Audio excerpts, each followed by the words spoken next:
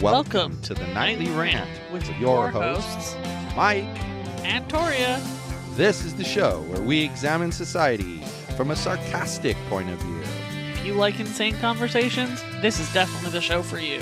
Let's get into today's topic. YPN people, I don't know about you, but I love helping out a friend. That's why I want to shout out my friend Brian Little and his podcast, Your Favorite Blockhead. This is the only show that manages to weave together peanuts and MMA into one heck of an amazing podcast. You can find Your Favorite Blockhead wherever your favorite podcasts reside and at yourfavoriteblockhead.com. Do me a huge favor and listen to Brian's show. You'll be entertained and you'll help out a friend. Now, as I said, let's get into today's topic. So as you know, I've kind of picked up a new hobby. A new hobby? What hobby? Well, I picked myself up one of those Mavic Mini drones. Yeah. And I've been learning how to fly the dang thing. And it's the typical me in a situation like that. Like, I kind of clam up in the beginning, but then the more comfortable I get, the more I'm willing to dig in deeper and deeper. It's like when I had reptiles. At first, they were cool, and I wanted one, and then I got it home, and I had to, like, give it food, and it would go in the corner and go, and it would scare the hell out of me. But then after a while, you get used to it doing that, and you get a little more brave, and a little more brave. Why was it so mad? But unlike humans, it's an iguana. We are its predator. You said it loved is you. The prey. Well, in the end, it did, because I learned to be a little more aggressive.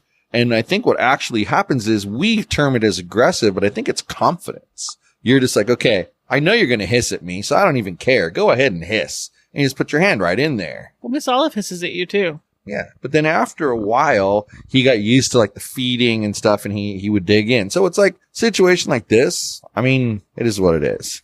Okay. So the drone, back to the drone.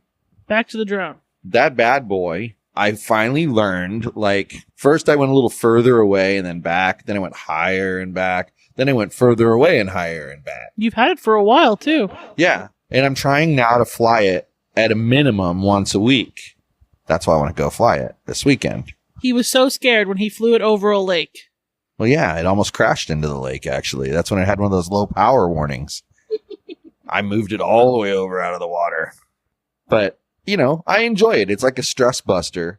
But then when we were walking around, you talked to me about this article you read. Tell them about the article you read. So I found this article called The 10 Most Accidentally Offensive Things That Americans Do Overseas. Okay. So And what's number one? It's about the 10 most accidentally offensive things that Americans do overseas. I get that based off the title. What's number one? Using your left hand. Using So your left hand. that's accidentally offensive because in mostly Middle Eastern countries, India and parts of Africa, the left hand is considered very dirty because historically that was the hand you used for quote unquote certain sanitary activities. So using it to initiate a handshake, touch your food, or touch somebody else is pretty freaking gross. Does sound kind of gross. Yeah, especially if you wipe your ass with that hand and then don't wash that But hand. I don't understand how the left hand has anything to do with that. Like, I How? don't get it. How that has anything to do with the situation at hand. Because Americans use their left hand for things, and people in those countries Well, are what do we offended use our by left it. hands for? Patting people on the shoulder, eating a hamburger. Well, I suppose if you're left-handed, yeah, that's true. You eat your hamburger with your left hand So you- sometimes even though you're not left-handed. No, I don't. You pat people on the shoulder with your left hand. No, I You don't. scratch your eye with your left hand. Once in a while. Anyway, it's offensive. That's interesting. In Middle Eastern countries, it's offensive. And India and parts of Africa. Interesting. Stop offending people. That's really interesting. It is. It's interesting. I think so too. That one, kind of That weird. kind of surprises me. Like, that's an odd one. Yeah, it's an odd one, that's for sure. Number two? Is exponentially less weird. So Okay. apparently, people in other countries are offended by Americans sitting in the back seat of a taxi. Yeah, I've read this one before. And this is only true if you're the sole passenger. Right. If you're by yourself, they expect you to sit in the front. Right. Whereas here, we've been trained by taxi cabs to always sit in the back. Were you trained by taxi cabs or were you trained by TV shows? Wanting it to be easier to film? Taxi cabs. Okay. It's true. The front door would be locked. The back door would be unlocked. Though this article says that travel guides suggest female passengers suck it up and be considered snobby and ride in the back seat regardless for safety reasons. Yeah, so they don't get Sole female. sexually assaulted, of course. Right. What's the next one? Tipping. Tipping? Yeah. Do we not tip enough? Many American travelers know that tipping isn't expected in Europe, but not many know that in Japan, it could be taken as an insult. It doesn't really say why. So not tipping would be taken as an insult? No, tipping is considered an insult in Japan. That's interesting. But you also don't have to tip in Europe or Australia. Right. You also, the appropriate amount to tip is usually around 10% in Canada, not the 22 you have to tip here before people stop giving 20% here, pretty much now. 15 to 20. Yeah. Wow, that's interesting. Yep. Tipping. Huh. I can see why people would be offended by that, though. Well, yeah. You're either making yourself look better or worse than they are, you know, like. Yeah, it kind of seems like, I would guess that they probably take it like you think they're a homeless person. Yeah, it's a class play. Yeah, exactly. It's a class play. Yep. Classical class play. Ugh, that's a tongue twisty. What's the next one? Apparently, in Turkey, it's rude to put your hands in your pockets. Huh. I don't generally do that, so that's interesting. I wonder why it's considered rude. Does it say? No. Me either, but I wear What do you leggings, think the reason would be for it to be considered rude? Maybe it has something to do with hiding your hands. Yeah, like you're hiding something, maybe? Like it's symbolism? Huh, that's a good point. So what's the next one? So in the UK, Ireland, Australia, and New Zealand, giving somebody a peace sign is considered an obscene gesture, meaning the equivalent of what holding up your middle finger means in America. Yeah. Not exactly conducive to peace. Yeah, peace, bro. Yeah. Next time I see Matt, I'll be like, peace, brother. See what he says. Yeah. Yeah. I think that probably becomes less prominent the more you hang out with people from Japan. Yeah? Because they like every single picture. If you are in a picture with teenage girls from Japan, there will be at least one peace sign in your picture. I will not be in a picture with a teenage girl from anywhere. Unless that teenage girl is my daughter. If you scroll far enough back in my Facebook photos, you will find me in pictures with teenage girls in the country of Japan. They all have peace signs. All of them. Including me, because if you don't do it, they shame you into it. Yeah. Next up, showing the sole of your shoe. Oh, so like what I'm doing right now. Exactly. It's in much of the Middle East, it's extremely offensive. Apparently, in Arab cultures, the soles of your shoes are considered dirty and should never be displayed to anyone. That's very interesting. Yeah, that one's interesting. And what's the next one? Apparently, a former U.S. congressman learned that lesson the hard way while talking to Saddam Hussein. Oh, did he Apparently, lose his leg? he was so offended he walked out of the room. Wow. Poor Saddam Hussein. They set him up. This one's kind of funny. Apparently, crossing your fingers. Like this? Yeah. Okay. It says, say you're standing in a Vietnamese airport and hoping that you can get a seat on standby. You cross your fingers for good luck. Don't be surprised if people start staring at you because crossing your fingers is considered vulgar as it's said to resemble a certain female body part. I can see that. How many more are there? I don't know. They're not numbered. That's interesting. What's the next one? Touching someone's head.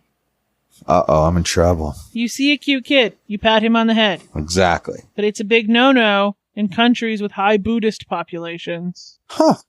Because Buddhists consider their head to be sacred and where their spirit lives, so probably should not walk up to random people and touch their spirit. Yeah. That seems rude. Makes sense. Rude. Makes sense. But see, before we go any further, it kind of, a lot of these bring up points of like, in culture, 37% of the people do it this way. So that's the majority. So we're going to say that that's how we do it. But there's still people who don't agree with that. Of course. And you don't necessarily know the exact percentage. It could be almost 50-50. That's why you hold steadfast to your beliefs You don't give in to other people's bullcrap. And good things like this are good things like this are possible because people have, do they like this topic or do they like that topic? And we're basically showing how there's all of these different ways that Americans are screwing up, but they probably don't even realize. Like, come on, who's going to realize the left hand thing? That's why the title of the article was accidental. Yeah, I know. I'm just saying, it's like, it's a good thing for people to hear. But it goes both ways. Okay. The most alarming. Okay, so I went to Japan, right? And you're right. It does go both ways. I went to Japan 14 years ago. Did you? Jesus. I love that story. And when I was there, we went out to a nice Italian restaurant because I think they were trying to make me feel at home. But Italian food in Japan does not taste like Italian food in Canada. No. Anyway. So we're there, and everybody finishes their food, and there was like 4 adult men at the table, and all of them let out these like manly burps. They were so manly. They were the manliest manly burps that I've ever heard at a restaurant. Okay. Do you know how offended people would be here if all of the men at the table just let out this massive belch? You'd be stared at. But it's considered rude to not belch at the end of your meal in Japan because a belch shows that you ate your food really fast, which means you really enjoyed it, and it's compliments to the chef. Right. Makes sense. So it goes both ways. I just imagine a group of tourists come here from Japan and they go to like Olive Garden and have their, delicious American Italian food. And then all of a sudden they let out their manly belches and the entire restaurant goes silent and stares at them. It's what would happen, isn't it? What's really going on is they're complimenting the restaurant. That's kind of an interesting quandary to be in. But see, I think that all of these issues can be seen from either side. That was what I was trying to say before. I think they can be seen from either side.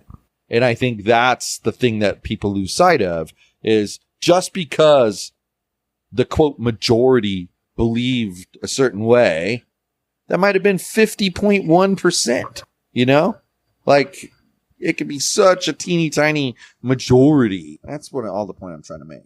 Anyway, now that you're on some tirade about majorities, you made your point. You don't need to really repeat it. It's okay. He's being weird, people. Next up on the list. Bum, bum, bum. Giving a thumbs up. Apparently, in West Africa, South America, Iran, Sardinia, Israel, Thailand, Afghanistan, Italy, and Greece, it has a negative meaning to give a thumbs up. Various negative meanings. Doesn't say what any of them are, which is disappointing. Dude, if I wanted to take the time, there's some funny content here. And the very last one is giving the A-OK sign. Because in Brazil and Germany, it means asshole. And it apparently has... That would be offensive. Apparently it has awkward, unwanted connotations in France, Venezuela, and Turkey. Whoa. So don't go A-OK to somebody in France because they might think... They might go A-OK on you. That you're inviting them to your asshole. Oh, God. That's bad. It doesn't say what the unwanted connotation is, but by the way they worded it, it implies... Was that the last one? Yes, awkward fornication. Okay, so I think it's awesome that these things come from so many different angles and viewpoints. Because I believe that through that list, every single person listening can find one of those items that they agree with. At least one. That's what I believe. Or can at least understand. I think it's eclectic. Like I like. Do you want to know? That's offered there. Something Canadians find incredibly offensive about Americans that I think Americans don't mean anything bad by is when Americans cross the border, they think they should just be able to pay for things with their American money. And that because an American dollar is worth slightly more than a Canadian dollar, well, in the current climate, like 30% more, but whatever, that's regardless, irrelevant. It's been 30% for like 6 years, but yeah. It fluctuates. Anyway, yeah. They think that they should just be able to pay with their American money, and Canadian businesses should just suck it up. Well. That makes no sense. Because if you charge $20 Canadian, and I give you $20 US, that's 20 for 20. Sorry, I don't care about your exchange rate. Well, but then it fucks up their books. So Well, they make more money right, on but the it item. still messes up your Just accounting. it gives them additional profit. Anyway, it's annoying and it's rude. If you're going to go to another country, get their freaking currency. Yeah, that's the thing. I don't know. I don't think Americans would accept Canadian currency, even with a valid exchange rate. Even if they paid double, I don't think Americans would accept Canadian money. I would. I think there's probably occasional places that would, but I don't think everyone would. When I open my gym, I'll take anybody's currency. I don't care. Anyway, it's rude. Yep. Some countries will benefit because in some countries, 20 of whatever their thing is like 3 cents. Are you just going to do 20 of whatever your local currency is? Give it to me. So somebody in Japan will pay you 20 yen and it'll be approximately 20 American cents? Yeah, exactly. You get screwed over, but it's okay. It's all for the betterment of society. That's what I'm going to do when I open that up. That's how it's going to work. Well, people, you heard it here first. Apparently, he has some lofty ambitions of opening a gym that makes no money. Who said it wouldn't make any money? Maybe it'll be a non-profit organization. Okie doke. In Vegas. That's where it's going to be, whatever it is. Thumbs up, sir. Vegas, my friend, Vegas. Maybe we'll open a casino. Yeah, they have my these. Dead body. No, you know what's funny? They have these things like, you know how they have the real estate, they call them REITs, right? The real estate investment trusts. And you get it works like what do you call it? Mutual fund. Works just like a mutual fund. But they have them in Vegas, allegedly, for some of the bigger casinos. Like you can own 1/1,000,000th of a share of MGM, Grand Hotels. You can also do that with Stash. Isn't that crazy? Yeah. Yeah, so you could literally have a stake. We could own part of a casino. Yeah, no Look thank at that. We could literally legally say we are casino owners. I'll stick with my M Life rewards, thanks. What benefit would there be, though, to say you're a casino owner? I don't see any. There wouldn't be. Yeah. Anyway. On that weird, super this crazy brown monster is giving me the look that she would like to go to bed. So, Bree. On that waggly-tailed note, good night, everyone. Hasta la bye-bye. Furry brown monster named Bree. Thank you for listening to the Nightly Rant. If you enjoyed the show, please give us a 5-star rating on Apple Podcasts or Google Play. If you didn't enjoy the show, please just ignore that previous request for a rating. This has been a Yogi's Podcast Network production.